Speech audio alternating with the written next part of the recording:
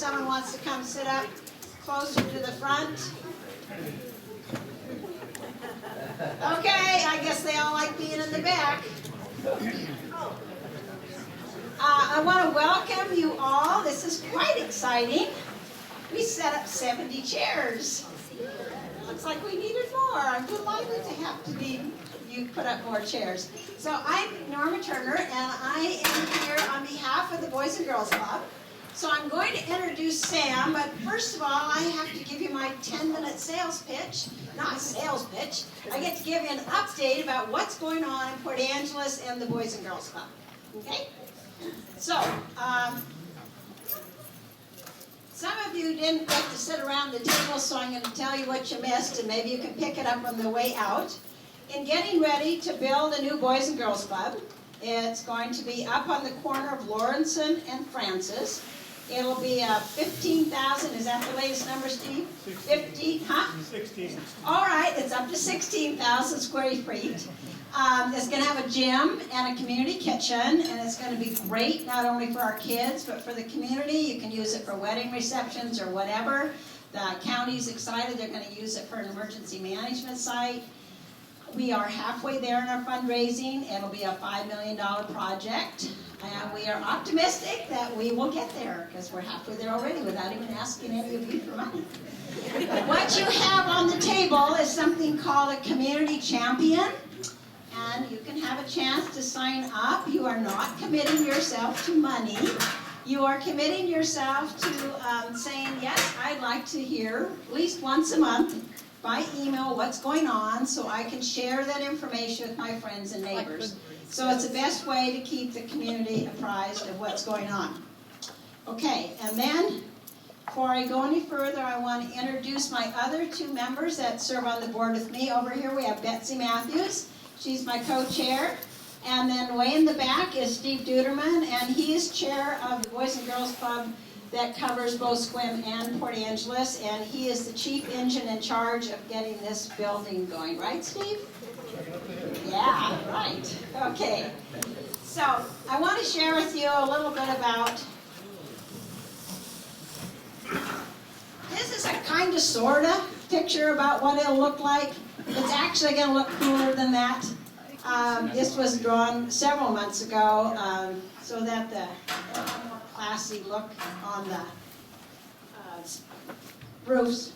But anyway, this would be the gym, and it's going to have an art room and a computer room. It'll be a 2-story building. The upstairs will be a teen center, because the Boys and Girls Club has kids between 6 and 18.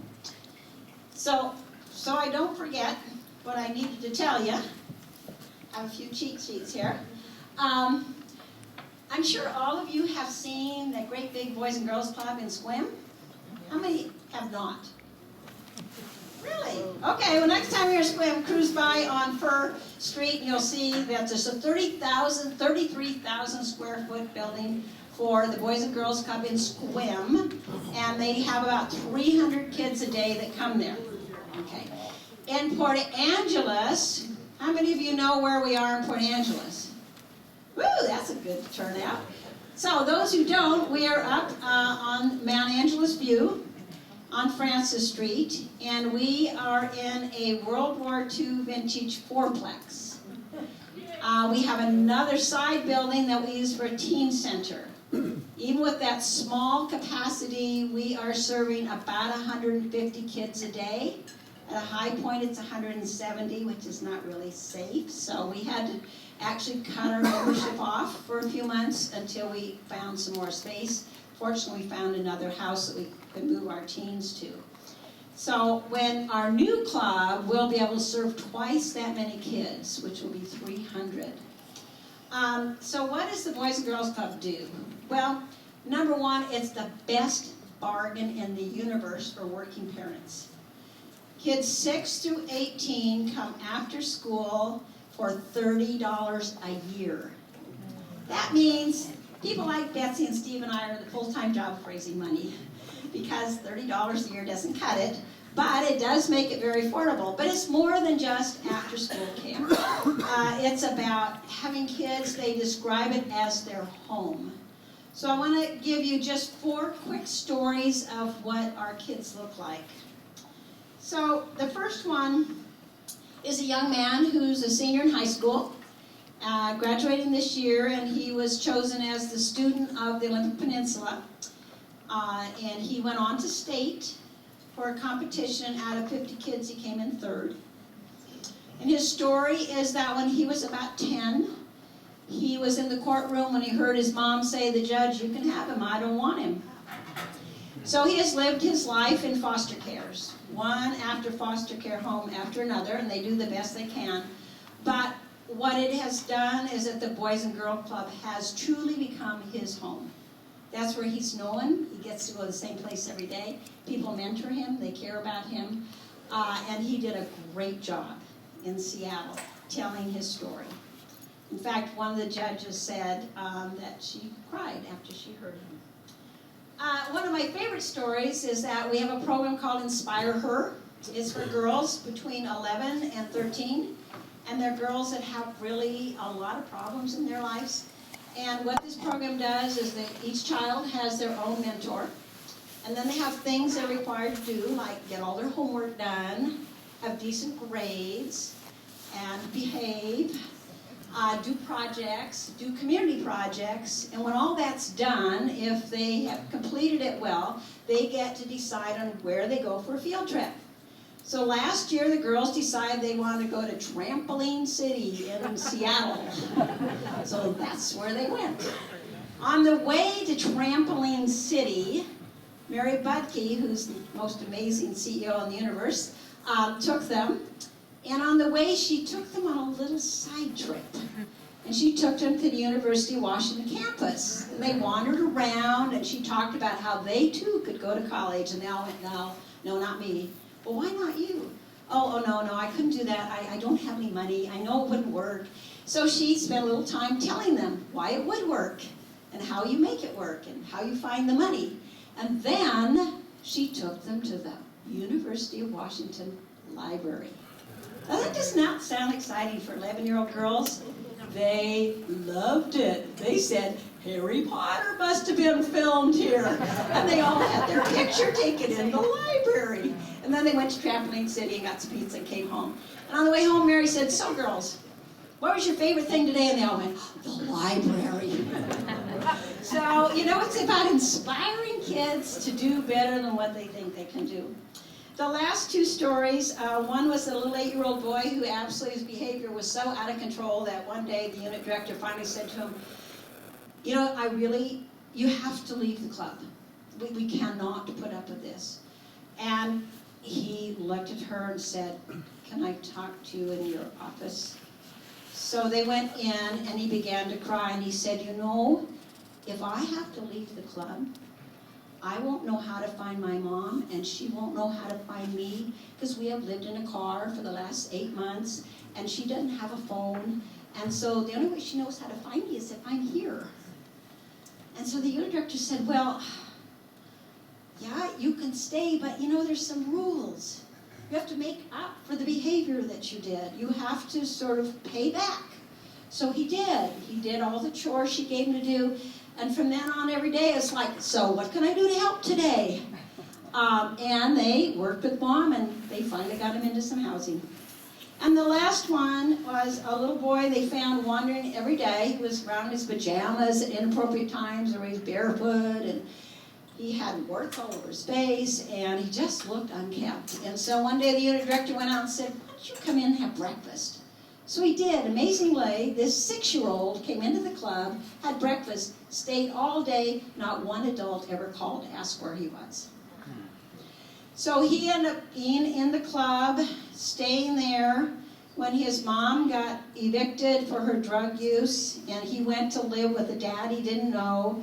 The Boys and Girls Club worked with Dad, and they all worked together, and he went off and got some medical help, got rid of all his warts, started doing well. And one day, 2 weeks ago, I went to stop by the directors, and there was a little certificate on her desk, and it said, "The leader of the pack." So I said, "What's that?" That was the award that this kid got from his teacher that week at school, because he was doing so well. When he first came, he flushed his homework down the toilet. and now he was performing. So that's why I tell you, Boys and Girls Club is great, it transforms lives. So what I'm going to ask you to do is that to be aware that we are going to have a capital campaign. I'm not going to ask you to write big checks tonight, unless you really want to.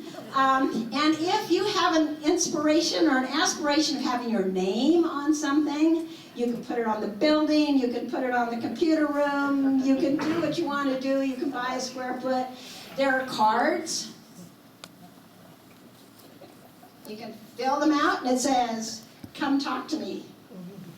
So they are in the back. I hope you find one and fill one out. So, and now I'm going to move on to why you're all here.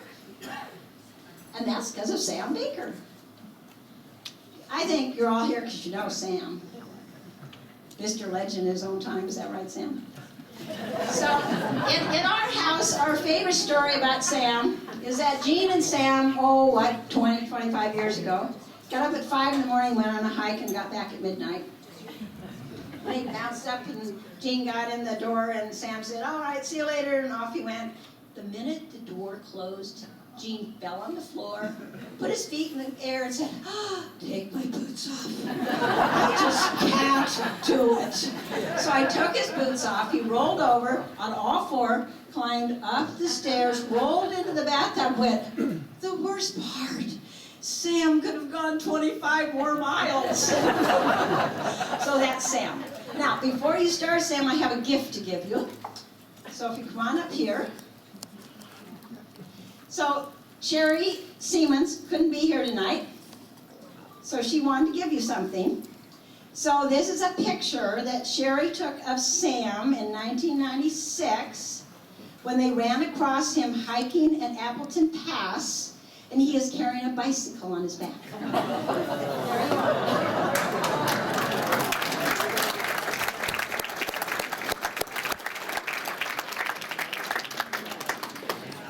Now you know about Sam. I've seen the, is this working? Yeah. I've seen the other Sam. I've seen him bare naked standing under a waterfall up in the mountains, and I've had him in my tent letting some of the smelliest poopers you've ever smelled in your life. He's uncouth in that respect. Sam is a guy I've known for 42 years now. He has introduced me to so many parts of the park, I can't begin to name them all. And so I hope that you'll appreciate this for two reasons. Number one, it covers 40 years, Sam, of your hiking, or more? Oh, no, more than that, from the time you were a child up till pretty much the present time. As nobody else could see the park except Sam Baker. We do call him the Mountain Goat, and with good reason, because trails are unknown to Sam. He just cuts straight across that ridge, whatever gets in his way. So I hope you appreciate this, gentlemen, because I have for over 40 years, and I'm still alive to talk about it.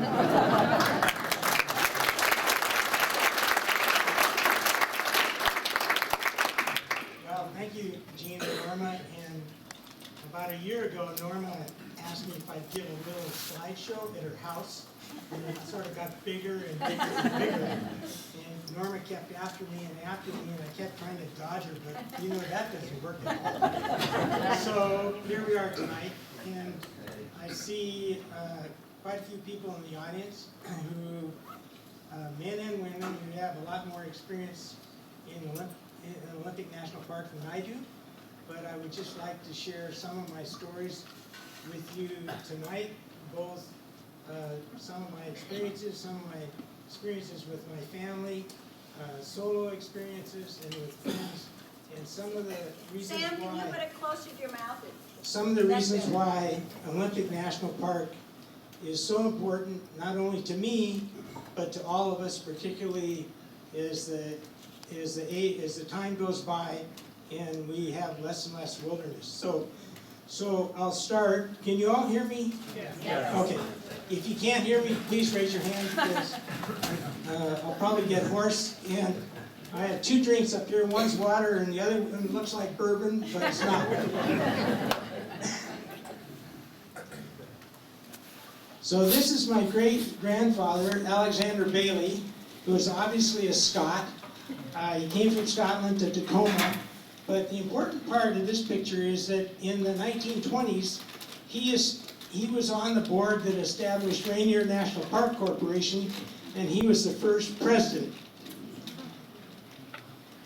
And this is one of his 4 or 5 daughters. I can't remember how many. This is my grandmother, my maternal grandmother, in her early 20s, and she is the first woman to have climbed Mount Baker. She climbed it with a staff, long skirt, and I'm the wimp because I have not climbed Mount Baker, but she was a wonderful lady. This is my mother and father on Mount Frome with Mount Christie in the background. This is 1956. My father was a general surgeon at the Mason Clinic and did his apprenticeship under the original Dr. Mason and had his career there. He was from Virginia, he loved horses, and we would often horseback up the Dungeness or the Dozy Wallops and go camping.